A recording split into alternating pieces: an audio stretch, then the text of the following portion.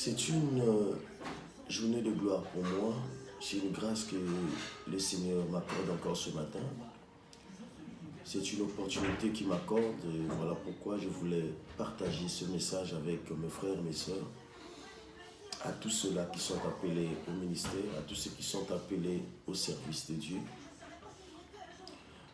Parce que quand une opportunité est donnée, on ne peut pas la garder. C'est comme on dit, quand nous avons une idée, il faut la mettre en action afin que l'idée ait de la vie. Donc voilà, nous avons une idée qui est la parole de Dieu, mais c'est à nous de la porter à ceux-là qui n'ont pas encore la compréhension afin de comprendre et aussi faire de tout ce que Dieu a appelé les serviteurs et les servantes de Dieu. Donc le message est intitulé « Faire régner le ciel sur la terre ». Faire régner le ciel sur la terre. Et nous l'avons tiré dans le livre de Luc, chapitre 11, de 1 à 4. Nous avons la même histoire dans Matthieu 6, de 9 à 10, qui nous dit ceci. Je vais lire la parole de Dieu. Dans Luc 11, de 1 à 4. Jésus priait un jour en un certain lieu. Lorsqu'il eut achevé, un de ses disciples lui dit, « Seigneur, enseigne-nous à prier, comme Jean l'a enseigné à ses disciples. » Il leur dit, « Quand vous priez, dites, Père, que ton nom soit sanctifié, que ton règne vienne. Donne-nous chaque jour notre pain quotidien. Pardonne-nous nos offenses ou nos péchés, car nous aussi, nous pardonnons à quiconque nous offense et ne nous soumet pas à la tentation. » Cet homme s'approche devant Jésus. Je m'imagine comment cet homme avait beaucoup observé Jésus. Il a regardé comment cet homme, parce que quand il demande le modèle de la prière, ça ne veut pas dire qu'avant Jésus, il n'y avait pas la prière. Quand vous lisez, vous allez comprendre que Jésus fait même la remarque sur la prière des scribes, des pharisiens. Ça veut dire que la prière existait au temps de la loi. Mais cet homme fait la différence entre la prière avant Jésus et la prière de Jésus. Et il trouve satisfaction dans la prière de Jésus. Et voilà pourquoi il s'intéresse à cette prière. Et il veut aussi à son tour prier comme le Maître, comme Jésus, afin d'obtenir le résultat. Je voulais mentionner aussi que Dieu n'est pas venu sur la terre dans la personne de Jésus afin que l'homme soit esclave de l'homme. Nous ne pouvons pas, autant qu'hommes, garder les hommes captifs. Nous ne pouvons pas toutefois dépendre des hommes ou des serviteurs de Dieu, comme vous voulez. Nous ne pouvons pas toutefois dépendre d'un pasteur, d'un prophète, d'un évangéliste, d'un docteur. Mais Dieu est venu avec le message du salut, afin de faire de chacun de nous un homme capable de reconnaître ses droits et de revendiquer ses droits personnellement auprès du Père. Et c'est ce qu'on dit dans un adage. Est-ce que aider un enfant à réussir, c'est de lui donner du poisson ou c'est lui apprendre comment pêcher? Et on dit que c'est apprendre comment à pêcher. Parce que le jour où tu ne seras pas là, cet enfant ne saura pas comment attraper du poisson pour manger. Et c'est ce que Jésus voulait exactement faire. C'était ça sa mission. Si je peux avoir la grâce de parler de Jésus aujourd'hui, parce qu'il y a des hommes qui ont parlé de lui et qui ont laissé cette doctrine afin que le monde, de ceux qui l'ont compris, puisse à leur tour aussi la distribuer ou partager ce message. Et c'est ce qui est en train de se faire ce matin. Donc, voyez-vous, Jésus est venu afin que toute la terre entière ait la connaissance de la parole de Dieu. Et que toute la terre entière soit serviteur de Dieu et non serviteur d'un homme, selon les psaumes 100 et verset 2. Donc c'était ça le but de Dieu. L'homme est donc un canal par lequel Dieu utilise pour éclairer son prochain. Mais son prochain, une fois éclairé, doit aussi être autonome, doit être indépendant, doit aussi avoir la capacité de faire comme son maître.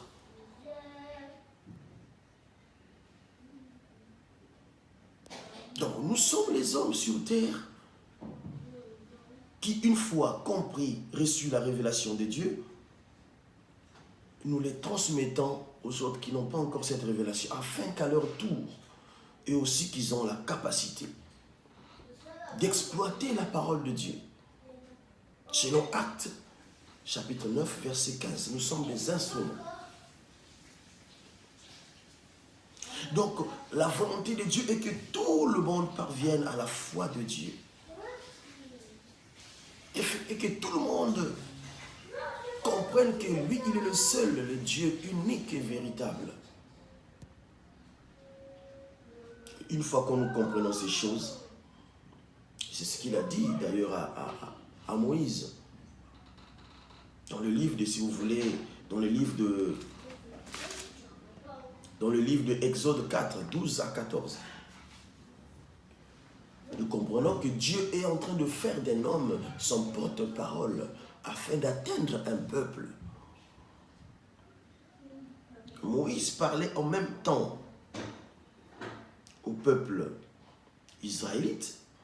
En même temps, il parlait à Pharaon, qui était l'opposant des Hébreux. Et donc, en ce moment, il fait de Moïse un Dieu. Et il fait d'Aaron un prophète. Mais le but de Dieu était que le peuple comprenne la vision de Dieu lui-même, Elohim, afin que ce peuple accède à Canaan. Sachant qu'avant d'arriver à Canaan, il y avait le désert. Donc, voyez-vous, cet homme s'approche de Jésus afin de chercher à comprendre le secret. Parce qu'il a vu que tout ce que Jésus prononçait comme parole avait de l'impact, était accompagné d'une force, d'une puissance. Tout ce que Jésus tenait comme malade trouvait de la guérison. Alors il voulait savoir. Peut-être cet homme avait la révélation. Bien qu'ayant reçu les enseignements que Christ était là pour un certain temps et qui devait repartir dans sa gloire, il a posé la question, apprendre ou à prier.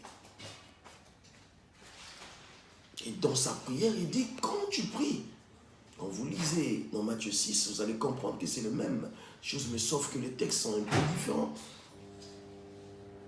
Rentre dans ta chambre. Parce qu'avant que tu puisses faire la demande à Dieu, Dieu connaît déjà ce que tu as comme problème.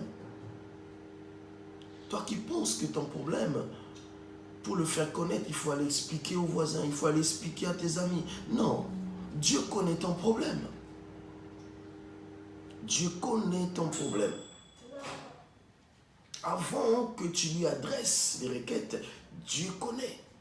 Ce que tu vis aujourd'hui, Dieu connaît. Les difficultés que tu traverses, Dieu connaît. Mais il dit, quand tu pries, entre dans ta chambre et dis ceci, notre Père qui est dans le ciel.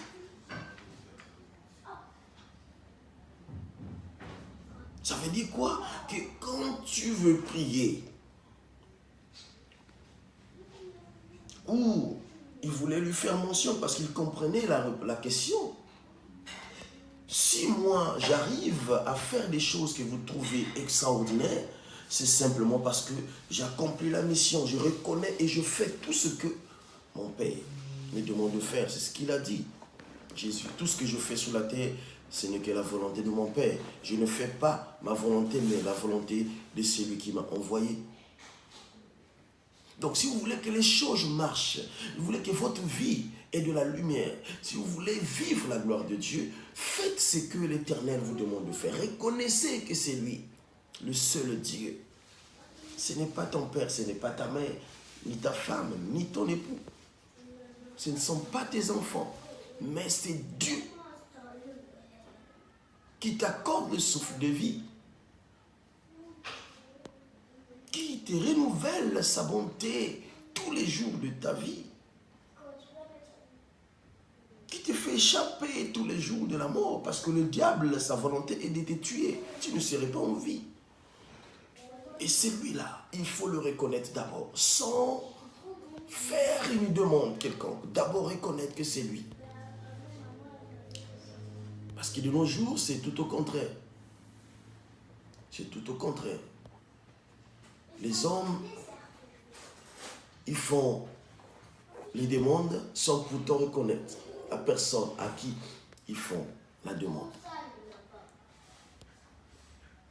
Alléluia. Il est merveilleux, c'est Dieu. Dites ceci quand vous priez, notre Père. Reconnaissez que c'est lui qui est la source de toutes choses. D'abord. Et quand vous le reconnaîtrez, alors c'est en ce moment que vous devez faire descendre le règne qui est dans le ciel sur la terre. Ça veut dire quoi? Ça veut dire qu'il y a une personne identique à toi qui vit dans un lieu secret, qui vit dans la gloire déjà. Ça veut aussi dire qu'il y a un plan que Dieu a déjà établi pour toi. Et si tu te mets dans sa volonté, il fera descendre cette gloire ou ce plan qu'il avait déjà établi pour toi sur la terre. Parce que n'oubliez pas que tout ce que nous cherchons sur la terre, Dieu a déjà établi, Dieu a déjà tracé un chemin.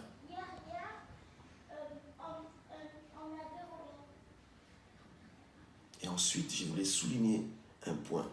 Pardonne nos offenses comme nous pardonnons à ceux qui nous ont offensés. Ce n'est pas le disciple qui parle, c'est Jésus qui parle.